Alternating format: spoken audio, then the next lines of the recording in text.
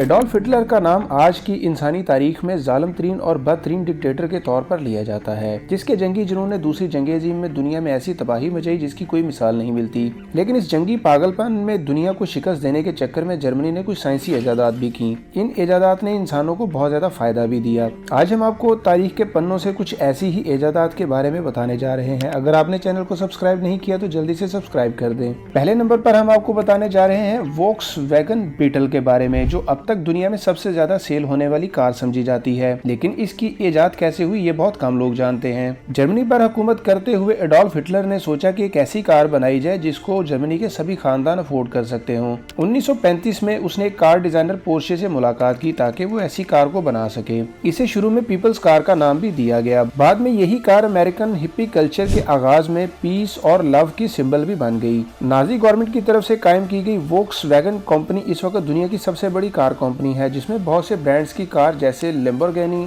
Audi, Bentley और Porsche बनाई जा रही हैं। दोस्तों, दूसरे नंबर पर हम बात करेंगे फेंटा की, जिसे आप सभी जानते हैं। दूसरी जंग अजीम के शुरू होते ही जर्मनी पर पाबंदियां लग गईं, जिससे दुनिया भर की मईशत को बड़ा धचका लगा। इन्हीं पाबंदियों की वजह से अमेरिकन कंपनी कोका कोला भी काफी ज्यादा इफेक्ट हुई। जिस वक्त हिटलर की फौज ने ऑस्ट्रेलिया पर चढ़ाई की तो कोका कोला तकरीबन एक दहाई से अपना सोडा सेल कर रही थी। जर्मन डिवीजन के इंचार्ज मैक्स कैथ ने इस वक्त अपने अवेलेबल रिसोर्सेज और मटेरियल से इस्तेमाल करके एक नया सोडा तैयार करने का फैसला किया। उसने अपनी टीम के साथ मिलकर दीगर संतों से बचने वाले अज्जा को तैयार करके एक रेसिपी बनाई, जिसने चुकंदर की शुगर और सेब के रेशे और बहुत सारी दूसरी चीजों को जमा करके इसे फेंटा का नाम दिया। बिलाखिर फेंटा ने जर्मनी में कोका कोला कंपनी को डूबने से बचा ही लिया और जंग के खत्म होने के बाद फेंटा कोका कोला की मरकजी धारे में शामिल हो गई। तीसरे नंबर पर हम बात करेंगे नर्व एजेंट की। दोस्तों, दूसरी जंग अजीम के होलनाक जमाने में साइंसदानों ने अपनी जहानत से कुछ ऐसे मोहलक तरीन हथियार भी बनाए जो इंसानी तारीख ने पहले नहीं देखे थे। इनमें से एक नर्व एजेंट भी शामिल है। नाजियों ने अपनी केमिकल वार प्रोग्राम में इसको शामिल किया। उन्होंने रिसर्च से ये बात की खोज लगाई कि बहुत से केमिकल्स ऐसे हैं जो इंसानी जिस्म पर बहुत बुरे असरात मुरतब करते हैं और बिलाखिर इससे इंसान की मौत हो जाती है। जर्मन रिसर्चर्स ने ऐसे केमिकल्स को तैयार किया जिनसे स्किन और सांस के जरिए दूसरे इंसान को मुतासर किया जा सकता है और बिलाखिर दम घुट के इंसान की मौत हो जाती है। नंबर 4 पर हम बात करेंगे नाइट विजन डिवाइसेस की। दूसरी जंग अजीम के दौरान जर्मन सैनिकों को दुश्मन के इलाके में रात के टाइम घुसने में काफी ज्यादा प्रॉब्लम हो रही थी। जर्मन रिसर्चर्स ने एक नई टेक्नोलॉजी तैयार करने का इरादा किया जिससे फौजियों को रात को देखने में मदद मिल सके। इस टेक्नोलॉजी पर 1929 में पहले काम हो चुका था। जर्मन रिसर्चर्स ने ZG1229 वेम्पायर डिवाइस तैयार की, जिसकी मदद से सैनिक रात को देख सकते थे और बंदूक चलाने में काफी ज्यादा मदद मिलती थी। नाइट विजन डिवाइसेस का इस जंग के दौरान बड़े पैमाने पर इस्तेमाल देखने में आया। इसे कुछ नाजी टैंकों में भी इस्तेमाल किया गया, लेकिन इन डिवाइसेस के इस्तेमाल के कुछ देर बाद ही जंग खत्म हो गई।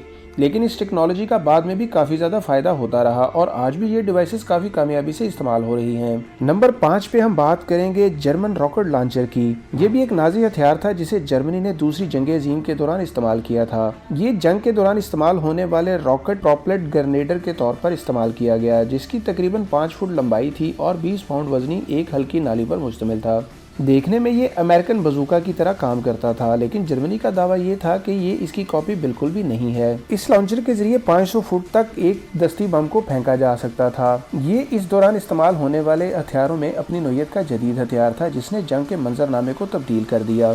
नंबर 6 पर हम बात करेंगे V2 बैलिस्टिक मिसाइल की, जो नाजी फौज ने अपने दुश्मन को हराने के लिए इस्तेमाल किया था। 1936 में जब वर्नर वोन ब्राउन की सरबराही में साइंटिस्ट के ग्रुप ने इंजीनियरिंग को इस्तेमाल करते हुए इसे तैयार किया। 3 अक्टूबर 1942 को पहला V2 रॉकेट लॉन्च किया गया। ये दूर तक मार करने वाला पहला गाइडेड बैलिस्टिक मिसाइल था और इसने कुछ ही लम्हों में जर्मनी की जंग को बदल के रख दिया। 6 सितंबर 1944 को पहला V2 रॉकेट पेरिस के खिलाफ इस्तेमाल हुआ और सिर्फ 2 दिन बाद ही बरतानिया पर जर्मनी ने 1100 रॉकेट फायर किए, जिससे 5000 से ज्यादा लोगों की हत्या हुई। V2 मिसाइल की लंबाई तकरीबन 48 फीट थी और लॉन्चिंग के वक्त इसका वेट तकरीबन 28,000 पाउंड के दरमियान था। जंग खत्म होने के बाद दुनिया भर के मुख्तलिफ मुल्कों ने इसके ऊपर रिसर्च की और इसे दिलचस्प मशीनों के अंदर कन्वर्ट किया। इसी की मदद से इंसान खला में जाने के काबिल हुआ। नंबर 7 पर बात करेंगे जेरी कैन की, जो देखने में बहुत ही साधारण सी फ्यूल कैन है, जिसे हम अक्सर SUV गाड़ियों के पीछे देख सकते हैं।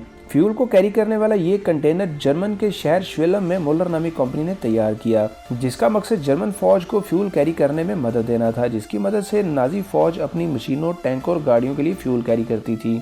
जेरी कैन धात से बने हुए थे, इसलिए इनको नुकसान पहुंचाना भी आसान नहीं था। अमेरिकन्स ने जल्द ही फ्यूल और पानी की नकलो हरकत के लिए जेरी कैन के फायदे को देखा और जल्दी उन्होंने थोड़ी सी चेंजिंग के साथ अपना वर्जन तैयार कर लिया। जंग के खत्म होने के बाद जेरी कैन दुनिया भर में घरों में और इंडस्ट्रीज में भी काफी ज्यादा इस्तेमाल होती रही। नंबर 9 पर हम बात करेंगे लैंड क्रूजर P1 टैंक की। दूसरी जंग अजीम में जर्मन ने अपने मुखालफों पर धाक बैठाने के लिए एक बहुत बड़ा टैंक बनाने का प्लान किया। हिटलर को जब इसके बारे में पता चला तो उसने इसमें बहुत ज्यादा इंटरेस्ट शो किया। ये एक ऐसा टैंक बनाने वाले थे जो उस वक्त के इस्तेमाल होने वाले सभी टैंकों से 5 गुना ज्यादा बड़ा था, लेकिन 1948 के शुरू में असला के वजीर एल्बर्ट स्पेयर ने इसे कैंसिल कर दिया और ये इजाद अपने बनने से पहले ही खत्म हो गई। नंबर 10 पर बात करेंगे 3D मूवीज की। हिटलर ने अपना प्रोपेगेंडा लोगों तक पहुंचाने के लिए पानी की तरह पैसा बहाया। आपको जानकर हैरत होगी कि इसने अपने इंजीनियर्स के जरिए 3D मूवीज को तैयार किया। हॉलीवुड में 3D मूवीज की लॉन्चिंग से 16 साल पहले जर्मनी ने इस टेक्नोलॉजी को अपने मैसेजेस कन्वे करने के लिए इस्तेमाल किया था। ऑस्ट्रेलियाई फिल्म मेकर फिलिप मोरा की जानिब से जारी करदा 2 मूवीज के बारे में भी इंकशाफ हुआ है, जो हॉलीवुड में इस टेक्निक के इस्तेमाल से 16 साल पहले लॉन्च की गई थी। आज के दौर में 3D मूवीज को मीडिया में एडवर्टाइजमेंट से लेकर ब्लॉकबस्टर मूवीज तक इस्तेमाल किया जा रहा है, लेकिन इसकी इजाद जर्मनी में जंग अजीम के दौरान हुई थी। नंबर 11 पर बात करेंगे सेक्स डॉल की। जंग के दिनों में जर्मन फौज को जब पूरी दुनिया में फैलाया गया तो वहां पर घर से दूर होने की वजह से ये लोग सेक्स वर्कर्स के पास जाना शुरू हो गए, जिसकी वजह से इन्हें बहुत सी जिनसी बीमारियां लगना शुरू हो गई। ये बीमारियां इतनी शदीद थी कि जर्मन सैनिकों को काफी ज्यादा नुकसान होना शुरू हो गया। जर्मन फौज को इस प्रॉब्लम से निकालने के लिए हिटलर ने एक ऐसा प्रोग्राम शुरू किया जो एक हिडन प्रोजेक्ट था, जिसे यूरग्लेड प्रोजेक्ट कहा जाता है। इस प्रोजेक्ट में एक लाइफ साइज की सेक्स डॉल तैयार की गई, जिसे फौजी अपने बैग में फिट कर सकता था, लेकिन जर्मन सैनिक इसे अपने साथ ले जाने के लिए तैयार नहीं थे, क्योंकि उन्हें इस बात का डर था कि अगर वो दुश्मन के हाथों पकड़े गए तो उन्हें इस सामान की वजह से शर्मिंदगी होगी। नंबर 12 पर बात करेंगे Z4 कंप्यूटर की। ये दुनिया का पहला डिजिटल कंप्यूटर था और ये सबसे पहला प्रोग्राम एबल कंप्यूटर है, जिसे एक सिविल इंजीनियर और कंप्यूटर साइंटिस्ट कॉनराड जोस ने जर्मनी फिजाई वजारत की फंडिंग से तैयार किया था। Z4 डिजिटल कंप्यूटर की इजाद 1939 में शुरू हुई थी और इसके रिजल्ट के तौर पे कंप्यूटर में इलेक्ट्रोमैग्नेटिक रिले को इस्तेमाल किया गया था। इस कंप्यूटर की इजाद के बाद कंप्यूटर प्रोग्रामिंग में काफी ज्यादा जिद्दत, तेजी और आसानी पैदा हुई थी। नंबर 13 पे बात करेंगे E1 टीवी रिसीवर की। ये अगस्त 1929 का जमाना था जब इस नई इजाद को मुतारफ करवाया गया। इसे पीपल्स टीवी भी कहा जाता था। ये एक इनकलाबी इजाद थी जिसे नाजी प्रोपेगेंडा फैलाने के लिए इस्तेमाल किया गया। इसकी मदद से हिटलर ने दूसरी जंग अजीम में घरों में और ऑफिस के अंदर और खास तौर पर फौजी अड्डों पे तकसीम करके लोगों का माइंड बनाना था। नंबर 14 पे बात करेंगे रेडियो रिसीवर की। पीपल्स टीवी की तरह ही एक और इजाद है रेडियो रिसीवर। रेडियो रिसीवर्स की ये लाइन अप ऑटो ग्रेसिंग नामी एक नाजी इंजीनियर ने जोसेफ कोम्बलर की दरखास्त पर तैयार की थी, जो इस वक्त के प्रोपेगेंडा के मिनिस्टर थे। इसका मकसद ये था कि जर्मनी के हर घर में रेडियो रिसेप्शन टेक्नोलॉजी को अवेलेबल किया जा सके, ताकि जंग के बारे में लोगों को मोटिवेट किया जा सके और ज्यादा मौसर तरीके से हिटलर का पैगाम लोगों के घरों में भेजा जा सके। इस रेडियो का पहला मॉडल 18 अगस्त 1933 में पेश किया गया और इसकी कीमत 76 मार्क थी, जो कि इस वक्त के तकरीबन 2 हफ्तों की एवरेज सैलरी बनती थी। इस रेडियो रिसीवर की काफी ज्यादा एडवर्टाइजमेंट की गई ताकि लोग इसे ज्यादा से ज्यादा परचेज करें और हिटलर की स्पीचेस को डायरेक्टली सुन सकें। लेकिन इसकी खास बात ये थी कि जर्मन रेडियो स्टेशन के अलावा कोई और गैर मुल्की स्टेशन सुनना उस वक्त एक जुर्म करार दे दिया गया और गैर मुल्की चैनल सुनने की सजा रेडियो जब्त करने से लेकर डेथ सेंटेंस तक रख दी गई थी। नंबर 15 पर बात करेंगे फाइटर जेट ME-262 श्वेल्बे की। ये अपने दौर का तेज तरीन तैयारा था जो पिस्टन इंजन की मदद से चलता था। 18 जुलाई 1942 में इस जेट ने पहली परवाज भरी। ये एक यादगार लम्हा था क्योंकि इसने फौजी टेक्नोलॉजी और एयर फाइट के अंदर एक नई जिद्दत को मुतारफ करवाया। दूसरी जंग अजीम के दौरान इसने जंग का नक्शा ही बदल कर रख दिया। ये हल्के बम्बार के साथ साथ जासूसी तैयारा भी था, यहाँ तक कि ये नाइट फाइटर के तौर पे भी काम करता रहा है। नंबर 16 पर बात करेंगे इंटरमेडोलरी रॉड का, जो कि मेडिकल रिसर्च के अंदर एक बहुत ही नई चीज थी। जंग के दौरान बहुत से फौजियों को फ्रैक्चर का सामना करना पड़ता था